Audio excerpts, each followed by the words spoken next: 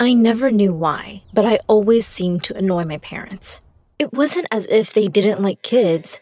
They absolutely adored my brother John. He was always being showered with expensive gifts.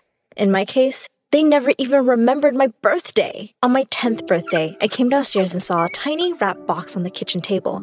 I ripped it open, only to have Mom walk in and snatch it away from me. "That's not for you! Look, she's torn the wrapping!" Just then, John walked in, and they were all smiles.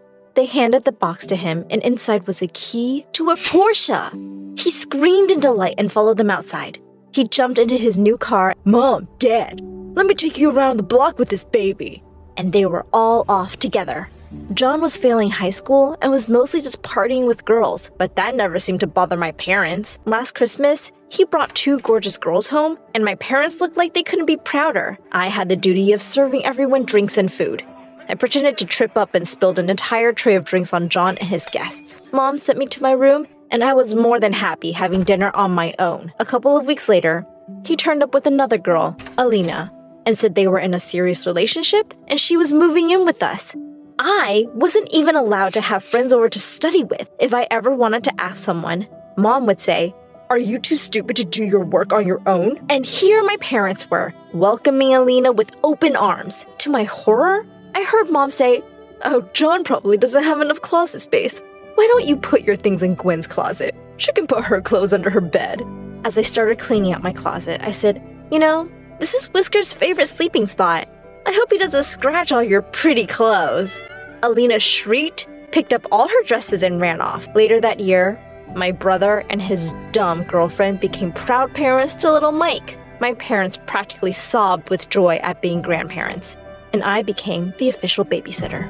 Anytime they were heading out to a party, they'd dump the baby on me and tell me they'd be late, which usually meant I'd be staying up till 2 trying to juggle schoolwork and diapers. To make matters worse, Alina was a mess. Mom ordered me to do everything she asked, and she had me running around constantly because, as she said, taking care of little Mikey is so exhausting. One time, she sent me to get her favorite Chinese takeout, and suddenly the paper bag ripped and all the food boxes fell out. I stood there staring at the mess for a minute, and then I just scooped up the noodles from the pavement and put them right back in the box. She didn't have to know. She popped into my room one day to try on one of her designer dresses, and she started crying when she couldn't get the zipper up because she'd gotten so fat.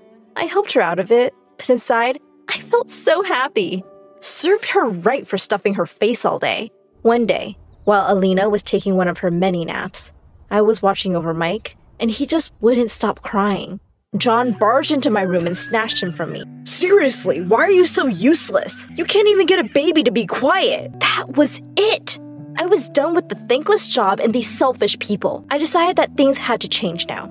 Anytime they tried to leave Mike with me, I would say I was too busy with exams and projects and lock myself in my room. I started having my friends over too. One time, while a friend called Stella and I were working on a project, Mom walked in and said rudely, "It's getting late. It's time for Stella to go home." I took Stella's hand and walked up to my room, slammed the door, and started playing loud music. And guess what? My parents said they'd had enough of me. They sent me off to live with one of my aunts. She was in her late 20s. I thought anywhere was better than my house, and I was almost looking forward to it. But I was so wrong. My aunt's ex-husband had been in the army, and I guess that's where she got her military discipline from. She had stupid rules for everything. I turned up for dinner 2 minutes later than 8 on the first night, and she said I could only eat salad. She had a list of chores I had to manage with school every day. I had to obey her rules, otherwise I'd be homeless. The only good thing about being there was that her stepson, Paul, lived with her. He was just a couple of years older than me, and boy was he handsome. He seemed glad to have my company, and we became friends pretty quickly. He would ask me to join his buddies whenever they were over. I totally wanted us to be more than just friends, of course, and it was so exciting to live in the room next to my crush. Stella was over at my place one day, and I told her I'd written a song for Paul. I sang it for her, and she absolutely loved it. Well, at least someone got to hear it. The next day at school, people seemed to be looking at me a lot more than usual. A girl from my class said, "Wow, I had no idea you had such an amazing voice." Another said, "Oh my God, why haven't you auditioned for American Idol already?" Wait, what? Another girl pulled out her phone and said, "Have you seen the views on your video yet?" I looked in horror at myself seeing in my room. I couldn't believe Stella had recorded me and uploaded the video to YouTube. And it looked like everyone was loving it. The video went viral. Suddenly, every girl wanted to be me, and every boy wanted to be with me. I could see the admiration in Paul's eyes, too. If only he knew he was the inspiration. Jacob, one of the most popular jocks in school, came up to me one lunch. He leaned on the table and said, "Want to go out with me sometime?" I said casually, "You're going to have to impress me first." I made a dare, and the next thing I knew, Jacob had jumped up on the table and was taking his jersey off. Everyone in the cafeteria had turned around, and there were loud cheers and claps from the audience. Boy, he was totally ripped. But I looked at him and said, "Nah, I've seen better." And with that, I walked away. Jacob hadn't even noticed my existence till I became popular. He totally deserved it. Soon enough, though, I got a call to go to the principal's office. The principal glared at me as I walked in. I knew she only liked the nerds. She called my parents, and of course, they had nothing nice to say about me. She warned me that if I wanted to stay in the school, I'd better follow the rules and be a good little girl. I felt so angry. I was so tired of everyone's rules. I got up from my chair and said, "Please don't talk to me like I'm a kid. I'm literally the most popular girl in this stupid high school right now." The principal looked absolutely furious. She said, "This is my last warning. Behave or you'll be expelled." This wasn't over. The principal needed to treat me with respect. I was going to find a way to bring her down. The chance came sooner than I could have hoped for. And it was so much better than any of my original ideas. My aunt had sent me to get food from her favorite restaurant one evening, and I stopped short when I looked in through the window and saw two women kissing. It was the principal and our science teacher. Last time I checked, that was definitely against the rules. I quickly whipped out my phone and made a video of the two. That video was an overnight sensation. The principal and the teacher were both forced to quit, and everyone was ecstatic that we were rid of the horrible principal. And I was the one who made it happen. I was crazy popular now. One day in the science lab, I caught Alexa staring right at me. She smiled at me when our eyes met. Alexa was really popular. The lab instructor told us to pair up, and she quickly came to my side. We became friends and started hanging out a lot. At one of her parties, I told her she looked really good, and she blushed. She took my hand and led me to the dance floor. I could tell she was really into me, and to my shock, I realized that I might be a little into her too. I invited her to my aunt's one day. Paul and some of his friends were watching the game and asked us to join them. My aunt walked in with some snacks, and she instantly seemed to warm up to Alexa. I had never seen her look so affectionately at anyone. Alexa and Paul really seemed to hit it off too.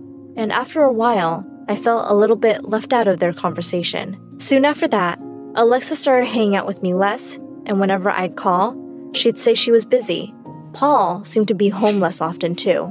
I wondered if the two were hanging out together without me. One day, when I got home from school, I heard laughter from the lounge. It was Alexa and my aunt. Alexa said, "Hi, Gwen. I was just here to see Paul."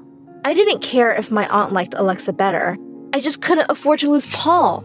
I decided to tell him how I felt about him. The next evening, I texted Paul to meet me in the garden after dinner. He seemed really surprised to see me all dressed up. He said, "Hey, Gwen, what's going on?" I took his hand, looked deeply in his eyes, and said, "I'm just a girl, standing in front of a boy, asking him to love her." I closed my eyes and leaned in to kiss him, but I suddenly felt him gently push me back. Paul looked completely shocked. He slowly said, Gwen, I'm a boy who's into other boys. I thought you would have figured that out. I have a boyfriend, actually." I ran away from the scene as fast as I could. High school was about to end, and I didn't want to live with my aunt anymore. Things were really awkward with Paul since that night. And besides, I was making enough from my YouTube singing videos to afford a small apartment on my own. One afternoon, the doorbell rang, and I was really surprised to see that it was Alina. She'd lost a ton of weight and looked fab. She said she needed my help, so I reluctantly let her in. She said, "Your jerk brother cheated on me." She and John had broken up, and my parents had sent him away to join the army.